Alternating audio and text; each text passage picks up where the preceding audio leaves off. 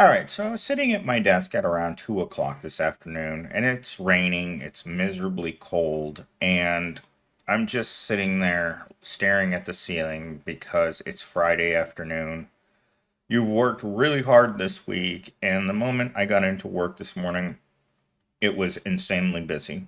I had to go fix a projector, then I had to deal with some network problems, then I had to deal with ordering executive furniture. Somehow the humiliation of work never seems to stop because I contacted facilities, I contacted purchasing, and they pretty much turned around and said, "Hey, Millennial Stain, guess what? Get up there, measure the office, and um, buy furniture for the executives because they want it and they want it now." That's how my morning started. So by 2 o'clock in the afternoon, I was pretty much I had had enough of work. So I started thinking about this one really greedy business owner that I watched a video on, and this must have been a few months ago. He's a regular guy that started up his own landscaping business, white guy landscaping business, which is very rare. But in this video, what he was doing through his YouTube channel was he's trying to sell a program, right? All finance YouTube channels are trying to sell you something. They don't get rich from telling you that you're screwed. They get rich by selling you materials, their plan, their system on how you can be rich. But the whole time this guy was pitching this idea about how you become rich, he was complaining about low wage earners, minimum wage earners. And he claimed that he wanted to build $1 million a year business as an ordinary guy using, I would call slave labor as landscapers. And he kept looking at the camera and wondering why people don't want to work hard today, why no one wants to work. And it always comes back and reminds me of the time that one of my Gen Z workers said, if they paid well, I would care about work, but since they don't pay well, I don't care. I don't care about doing a good job. I don't care about not showing up. I don't care about this job at all. And this business owner, like all business owners, is just his whole business is based on people coming to work and doing like an excellent job because he highlighted a few different things that if he's not on that particular job, the workers slack off and he has to go back and refund the money to the people that were using his business, or he has to do the job himself, and he can't find good workers. And I thought to myself, this is the problem with America. Every corporation thinks that they can skimp on labor and get the best labor. It's something I heard at Walmart every day from the general manager. It's like, why does no one good ever apply to these jobs? And I just kept wondering how he could say this every day. But then again, it comes down to rich people want to be rich, and they can do this by ensuring that they have a steady supply of people who don't give a damn about work. But with that said, let's get into the monologue really quick. You ever notice how the people struggling the most are the first to tear each other down? Like instead of questioning why full-time jobs don't pay enough, we fight over who deserves a living wage, like there's only so much dignity to go around. Meanwhile, the rich don't even have to lift a finger because we're too busy blaming each other, shaming each other, and competing over scraps to see the real problem. The second we stop fighting each other and start fighting for each other, that's when everything changes. This has been a recurring theme on my channel for many, many years. Today, one of the office workers asked me, "Millennial Sting, how long have you been on YouTube?" And I just looked at her straight in the eyeballs and I said, 19 years I've been on YouTube. I'm an original YouTuber. And no matter how much I bring up the same rhetoric every day, it just doesn't seem to sink in. My drunken conversations with the chat GPT what would you call it, voice assistant at night, I are based on this, not understanding why the proletariat can't get off its knees. It seems like once you've been on all fours your whole life, standing up just isn't possible. We have become conditioned to stay on our knees for the rest of our lives and accept the fact that life can't be any good. At least that's what I've come to accept. I looked at my Mick paycheck today and I thought, is this it? I'm stressed out, I'm burnt out, I'm angry as hell, and this is it.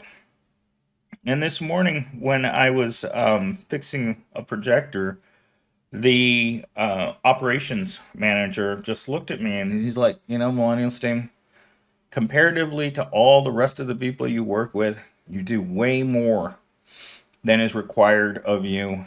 And you're always willing to jump in there and do whatever's necessary. And that's not a trait that a lot of people have in today's society. Most people want to do the bare minimum, and it works. They still get paid the same amount of money that I get paid. It's not a comfortable paycheck, and it never will be, because poor people and low paid people are never supposed to succeed. It's like something I've heard my entire life. When I've complained that I can't pay my rent on what they're paying me, I get, and this is straight up the way that they feel. These jobs, working at McDonald's, was never designed for you to make a living. Working under $50 an hour, you were never supposed to be comfortable. Comfortable wages start about, I'm going to say, $75 to $100 an hour. That's where they start. And you're probably thinking, that's stupid, Millennial Stain, because the federal minimum wage is still $7.25.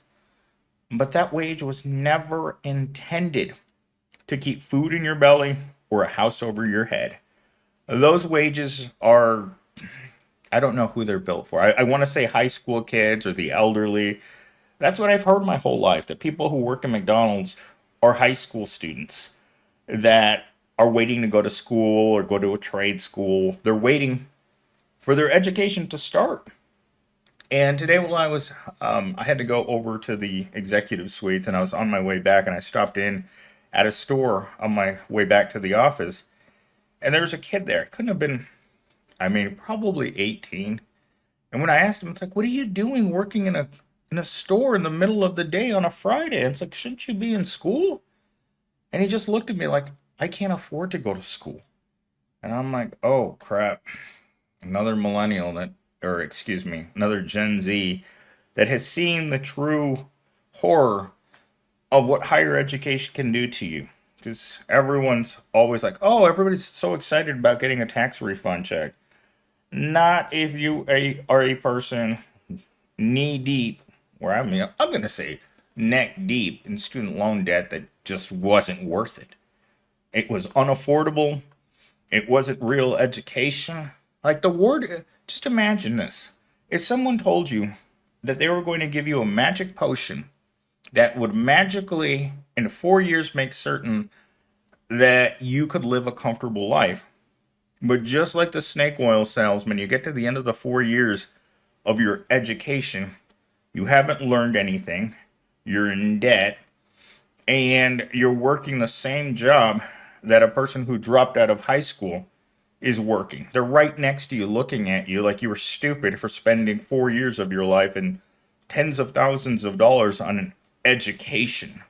Education to me is interchangeable now with a scam. That's all it is.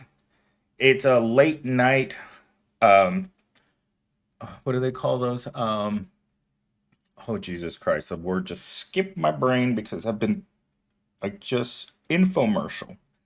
That's what education has become. Every college and university in America has become an infomercial for what would be a better life. You spend your whole life going through public school being told the same thing. You're going to be a loser if you don't go to college. You go to college and you're a loser anyway. Who won?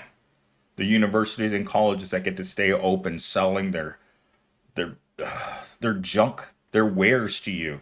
Like I remember when I first started going to school, how much of a racket I thought that textbooks were. Why? They're overpriced. they're outdated, and the information they give you is not relevant towards finding a job. Education doesn't work for all of us. I keep saying this in a lot of my videos. I don't think I've said it recently, but 9 out of 10 people who are in college or university don't belong there. And if you're going to say, oh, the trade schools, the trade schools, the trade schools, Michael Rowe or Mike Rowe spent an entire career telling people about dirty jobs while he acts like he's doing a dirty job.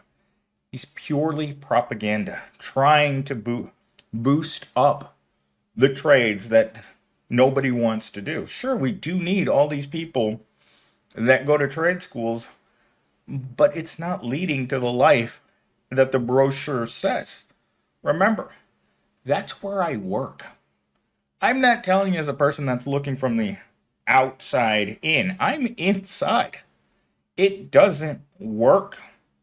It's again, education the way that it is currently made isn't training people to do anything. That's why corporations still want any worker to have 3 to 5 years of experience for entry level wages. They never want you to progress. That's why there's almost no investment on the part of corporate America into workers. They want their 5 to 10 years of experience workers to burn out or seek other employment. They haven't offered me any sort of benefit at my corporation in so long that I know that it will never happen.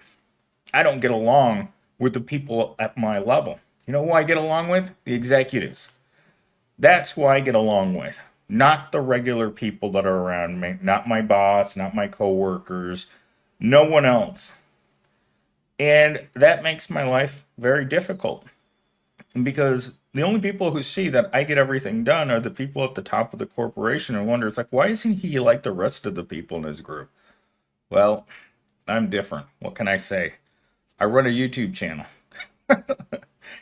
Anyhow, with that said, let's get into our talking points. I've got 4 or 5 talking points. Let's see. I've got about 7 minutes to get through all of them, and we'll see where we get to.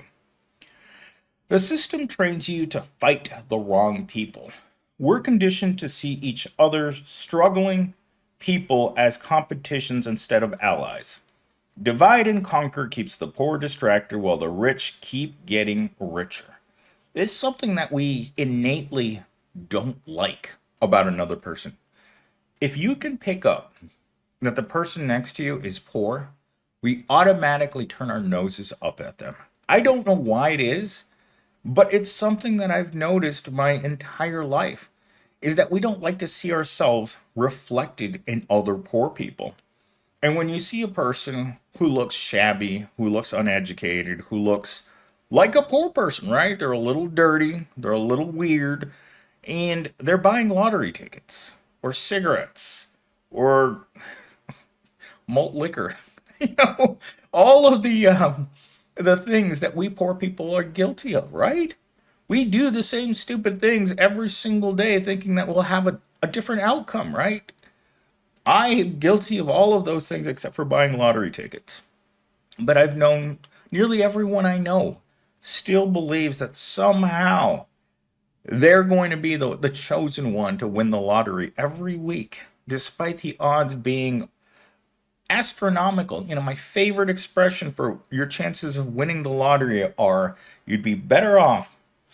You're more likely to be eaten by a shark whole, and that shark jumps in the air and gets struck by lightning, not once, but twice. And that scenario is more likely to happen to you than you ever getting close to winning the lottery. Besides, every time a poor person wins the lottery, they go broke anyway. Poor people don't know how to do rich people things. That's why we stay poor. We don't make enough money to invest. If you go and you ask any AI, well, how do I get rich?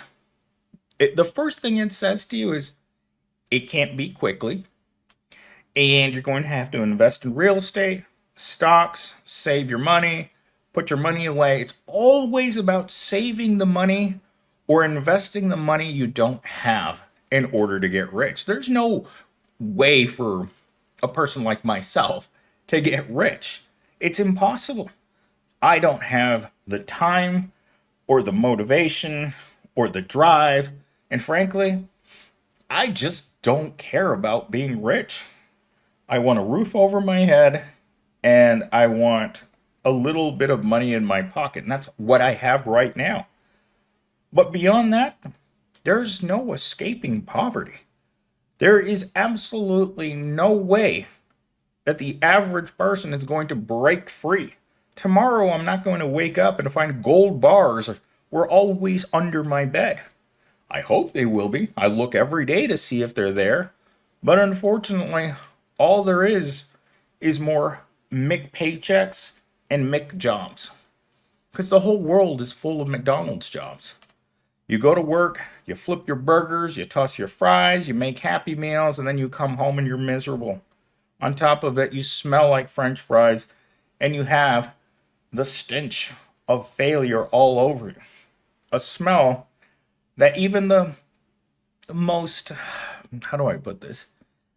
Any pink taco or Susie Rottencrotch can smell a dude that sucks. I have that smell. No Susie in her right mind would ever even consider looking my general direction because of how much money I make. In fact, most women give you that look like, oh my God, look at that car you drive. What are you wearing? Oh my goodness gracious. Ew. Don't even look at me.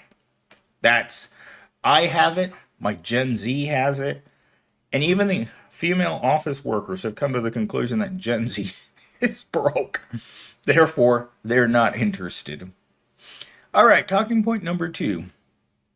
People in the struggle police each other. Stop complaining. Just work harder. We mock people for being broke, but never question why full-time jobs don't pay enough. And I'm gonna sit here and tell you the reason why full-time jobs don't pay enough. For one reason alone. Full-time isn't 40 hours anymore. Full-time hasn't been 40 hours in a long time. Full-time in America right now looks like 120 hours per week. And you're still not getting to a place where you're comfortable. Because think about what 120 hours a week looks like at the federal minimum wage. $40,000. Between my rent and my car, even working that many hours, I couldn't afford my rent and my car. That's a sad state of affairs. And we do love mocking people for being broke. I don't know what it is about the human condition, but as I just said earlier, there's something about poor people that causes us to react. We look at their shoes. We often just listen to them speak. I can tell when a person doesn't have much education within that first sentence. And most of us can. Why? Because we're wired to look for signs of instability in others. Women do this all the time. When they look at a man, they look at his overall presence. Sure, he may be a player, but as long as he's playing and he looks like he's well put together, well built, looks like he has a good job, Susie Rottencrotch has already assumed the position and she is ready to go into heat. But you look at Gen Z, person that's overweight, unattractive, and has the personality that most women run away from. And that's no lie. This week, he had some altercations with the female workers because he's a Gen Z. They're not very they can't communicate very well. They're not communicative. I was going to use the word communicative enough, but I don't think that's a real word. So I'm going to scratch that word. All right, my last talking point. The rich don't need to justify exploiting us if we're the ones defending the system for them. How many conservative Republicans are actually dirt poor? The people that love to tell us how we should behave, people who defend the system, are usually people that are benefiting from the system or people who believe that someday defending this system will benefit them financially. But just like all those federal workers who voted for the Cheeto in chief, who somehow believed that he had their best interest in mind, who are currently part of the millions of people that are unemployed right now, wondering where they're going to get another job like that, and how they may have to bare knuckle box each other in order to get a McDonald's job. Because it's tough out there, people. Work is hard to find. And finding a job that pays you more than $15 an hour is going to get harder and harder to find as more people are willing to take less and less while simultaneously defending the system that wants them to become homeless. All right, guys, it's Friday afternoon. I made a video despite not feeling it. I wanted to come home, get tanked, but I decided to sacrifice for you guys. There's almost 4,000 of us here. Almost. I think I have like 10 or 12 more subscriptions before we hit 4,000. I don't know why. The first 1,000 was fast. The second 1,000 was fast. The third one was kind of slow. Getting to 4,000 has been, oh my gosh, nails on a chalkboard. But anyhow, I've got to get tanked. I hope you guys are having a great Friday. It's rainy, it's cold, it is miserable in Arizona, and it is going to get colder. But at least we have some water. I think we've had more rain today than we have had in the past 6 months. I hope you guys are having a good weekend, and I will see you guys back in a video tomorrow morning.